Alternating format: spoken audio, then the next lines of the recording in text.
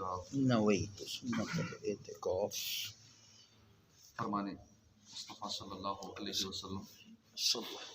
تم جہاں بھی ہو مجھ پر درود پڑھو، تمہارا درود مجھ تک پہنچتا ہے۔ صلو علی الحبیب صلی اللہ تعالی علی محمد صلی اللہ علیہ وآلہ وسلم۔ اعوذ باللہ من الشیطان الرجیم، بسم اللہ الرحمن الرحیم۔ وَإِذْ أَخَذْنَا مِنَ النَّبِيِّينَ مِيثَاقَهُمْ وَمِنْكَ وَمِنْ نُوحٍ وَإِبْرَاهِيمَ وَمُوسَى وَعِيسَى ابْنِ مَرْيَمَ وَأَخَذْنَا مِنْهُمْ مِيثَاقًا غَلِيظًا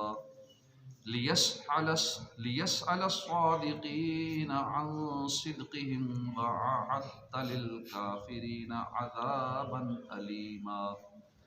يا أيها الذين آمنوا اذكروا نعمة الله عليكم إذ جاءتكم جنود فأرسلنا عليهم ريحا وجنودا لم تروها وكان الله بما تعملون بصيرا۔ إذ جاءوكم من فوقكم ومن أسفل منكم وإذ زاغت الأبصار وبلغت القلوب الحناجر وتظنون بالله الظنون هنالك ابتلي المؤمنون وزلزلوا زلزالا شديدا وإذ يقول المنافقون والذين في قلوبهم مرض ما وعدنا الله ورسوله إلا غرورا۔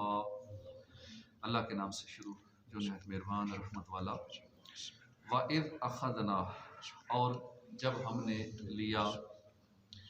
من النبیین، نبیوں سے، میثاقہم،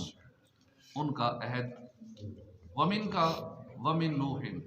اور تم سے اور نوح سے، و ابراہیم و موسیٰ و عیسیٰ ابن مریم، اور ابراہیم اور موسیٰ اور مریم کے بیٹے عیسیٰ سے عہد لیا، وَأَخَذْنَا مِنْهُمْ، اور ہم نے لیا ان سب سے، میثاقاً غلیظا، بڑا مضبوط عہد، لیسأل الصادقین، تاکہ اللہ سوال کرے سچوں سے، عن صدقہم، ان کے سچ کے بارے میں، وَأَعَدَّ لِلْكَافِرِينَ، اور اس نے تیار کر رکھا ہے کافروں کے لیے، عذابًا علیما، دردناک عذاب۔ یا ایہا الذین آمنوا اذکروا، اے وہ لوگو جو ایمان لائے، یاد کرو، نعمت اللہ، اللہ کی نعمت، اللہ کا احسان، علیکم، اپنے اوپر، اذ جاءکم، آئے جب تم پر آئے، جنود، کچھ لشکر، فارسلنا، تو ہم نے بھیجی، علیہم ریحًا، ان پر آندھی، وجنودا، اور وہ لشکر، لم تروہا، جنہیں تم نے نہ دیکھا، وکان اللہ بما تعملون بصیرا، اور اللہ ہے اس کو جو تم عمل کرتے ہو دیکھنے والا، اللہ دیکھنے والا ہے اس کو جو تم عمل کرتے ہو۔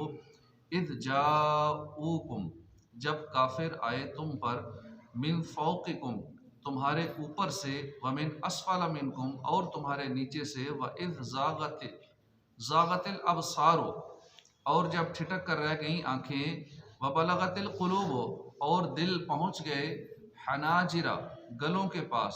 وَتَظُنُّونَ، اور تم گمان کرنے لگے، بِاللَّهِ الظُّنُونَ، اللہ پر طرح طرح کے گمان، هُنَالِكَ ابْتُلِيَ، وہیں آزمایا گیا، مؤمنون، ایمان والوں کو،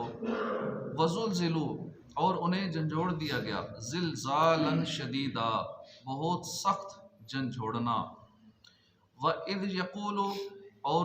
جب کہنے لگے، منافقون، منافقین، والذین، اور وہ لوگ جو، فی قلوبہم، ان کے دلوں میں، مرض،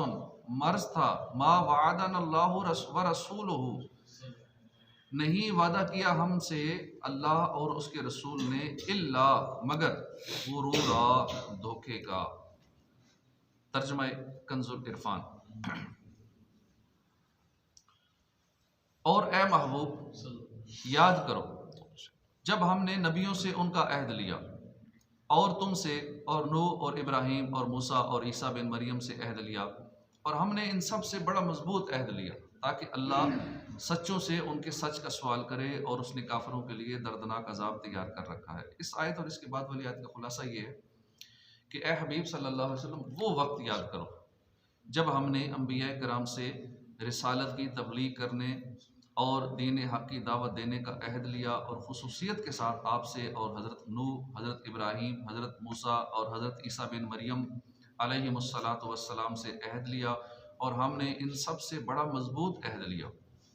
تاکہ اللہ تعالیٰ قیامت کے دن سچوں سے ان کے سچ کا سوال کرے۔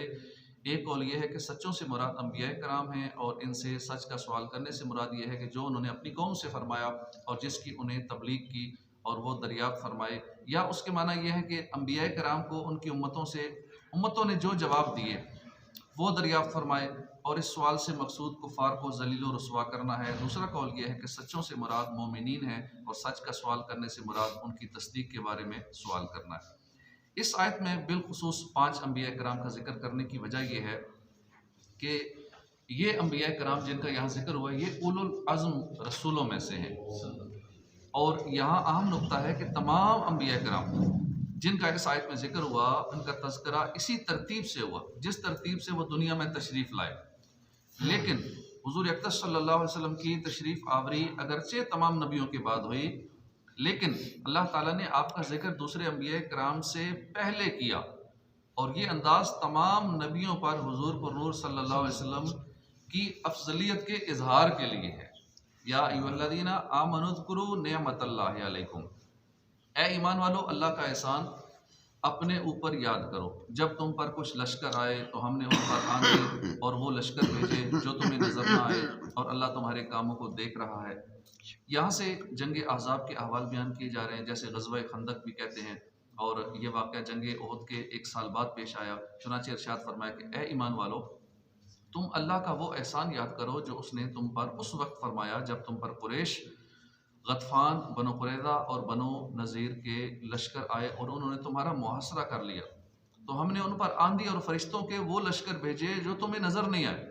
اور تمہارا خندق کھودنا اور میرے حبیب کی فرما برداری میں ثابت قدم رہنا اللہ تعالیٰ دیکھ رہا ہے، اسی لیے اس نے کافروں کے خلاف تمہاری مدد فرمائی اور ان کے شر سے تمہیں محفوظ رکھا، لہٰذا تم اللہ تعالیٰ کے اس عظیم احسان پر اس کا شکر ادا کرو۔ غزوہ احزاب کا مختصر بیان یہ کہ یہ غزوہ سن 4 یا 5 ہجری شوال کے مہینے میں پیش آیا۔ اس کا سبب یہ ہوا کہ جب بنی نذیر کے یہودیوں کو جلا وطن کیا گیا تو ان کے سربراہ مکہ مکرمہ میں قریش کے پاس پہنچے اور انہیں سرکار دو عالم صلی اللہ علیہ وسلم کے ساتھ جنگ کرنے کی ترغیب دلائی اور وعدہ کیا کہ ہم تمہارا ساتھ دیں گے۔ اب جو وہاں مدینہ شریف حاضری دیتے ہیں وہاں کئی عاشقان رسول جاتے بھی ہیں زیارت کے لیے، خندق کے مقام پہ کچھ نشانات ابھی باقی ہیں، تو جب یہ ساری ہسٹری پتہ ہو اب بندہ وہاں زیارت کے لیے جائے تو اس سے زیارت کا ایک الگ ہی مزہ سرور آئے گا، روحانیت ملے گی، کیونکہ سارا واقعہ ذہن میں آ جائے گا کہ کس طرح یہ جنگ ہوئی اور کس طرح حضور نے یہاں صحابہ کے ساتھ مل کے یہ خندق کھودی تھی مدینہ شریف کے دشمنوں سے بچانے کے لیے، حملے سے بچانے کے لیے، تو یہ واقعہ عرض کیا جا رہا ہے۔ اور ترغیب دلائی جنگ کی، وعدہ کیا کہ ہم تمہارا ساتھ دیں گے یہاں تک کہ مسلمان نیست و نابود ہو جائیں گے، یعنی مسلمانوں کو نیست و نابود کرنے کے لیے کفار نے حملہ کرنا تھا۔ ابو سفیان نے اس تاریخ کی بہت قدر کی اور کہا کہ ہمیں دنیا میں وہ سب سے پیارا ہے جو محمد صلی اللہ علیہ وسلم کی دشمنی میں ہمارا ساتھ دے۔ پھر قریش نے ان یہودیوں سے کہا کہ تم پہلی کتاب والے ہو، ہمیں بتاؤ کہ ہم حق پر ہیں یا محمد صلی اللہ علیہ وسلم۔ یہودیوں نے کہا تم ہی حق پر ہو۔ اس پر کفار قریش خوش ہوئے اور اسی واقعے سے متعلق سورہ نساء کی آیت نمبر 51 نازل ہوئی۔ پھر وہ یہودی دیگر قبائل غطفان، قیس، غیلان وغیرہ میں گئے، وہاں بھی یہی تحریک چلائی، وہ سارے ان کے موافق ہو گئے۔ اس طرح یہودیوں نے جا بجا دورے کیے اور عرب کے قبیلہ کو مسلمانوں کے خلاف تیار کر لیا۔ جب سب لوگ تیار ہو گئے تو قبیلہ خزاع کے چند لوگوں نے نبی کریم صلی اللہ علیہ وسلم کو کفار کی ان زبردست تیاریوں کی اطلاع دی۔ یہ اطلاع پاتے ہی حضور صلی اللہ علیہ وسلم نے حضرت سلمان فارسی کے مشورے سے خندق کھدوانی شروع کر دی۔ اس خندق میں مسلمانوں کے ساتھ رسول کریم صلی اللہ علیہ وسلم خود بھی شریک ہوئے، کھدائی کرنے میں خود بھی سارے کاموں میں ساتھ حضور شریک ہوئے۔ مسلمان خندق تیار کر کے فارغ ہوئے ہی تھے کہ مشرکین 12,000 افراد کا بڑا لشکر لے کر ان پر ٹوٹ پڑے، مدینے کا محاصرہ کر لیا۔ خندق مسلمانوں کے اور ان کے درمیان حائل تھی، اور اسے دیکھ کر سب کفار حیران ہوئے اور کہنے لگے کہ یہ ایسی جنگی تدبیر ہے کہ اس سے پہلے ہمیں اس تدبیر کا نہیں پتا تھا کہ یوں بھی پاسبل ہے کہ اپنے شہر کے ارد گرد کھدائی کر لیں، دشمن آگے نہ آ سکے۔ بڑے حیران ہوئے اس جنگی تدبیر سے، کیونکہ اس سے پہلے واقف نہیں تھے اس انداز جنگ سے۔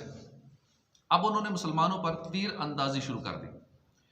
جب اس معاشرے کو 15 یا 24 دن گزر گئے تو مسلمانوں پر خوف غالب ہوا اور بہت گھبرائے، پریشان ہوئے،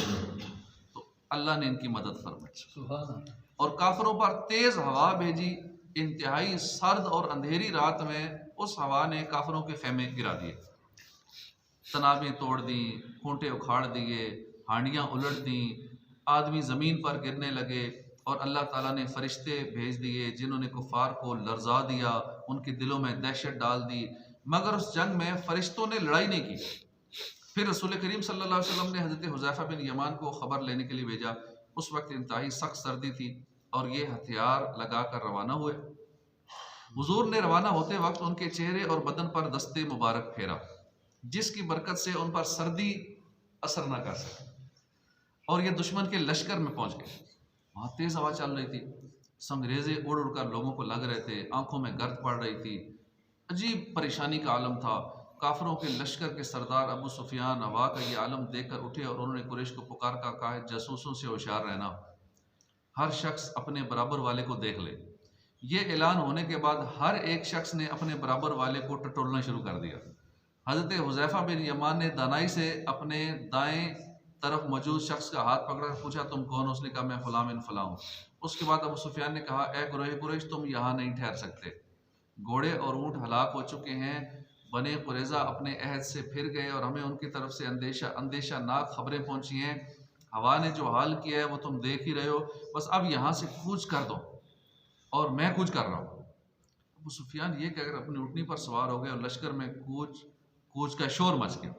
کافروں پر جو ہوا آئی وہ ہر چیز کو الٹ رہی تھی، مگر یہ ہوا اس لشکر سے باہر نہیں تھی، صرف اس لشکر میں ہی تھی۔ اب یہ لشکر بھاگ نکلا اور سامان کا سواریوں پر لاد کر لے جانا ان کے لیے دشوار ہو گیا، اس لیے سامان وہیں چھوڑا اور سارے کافر بھاگ۔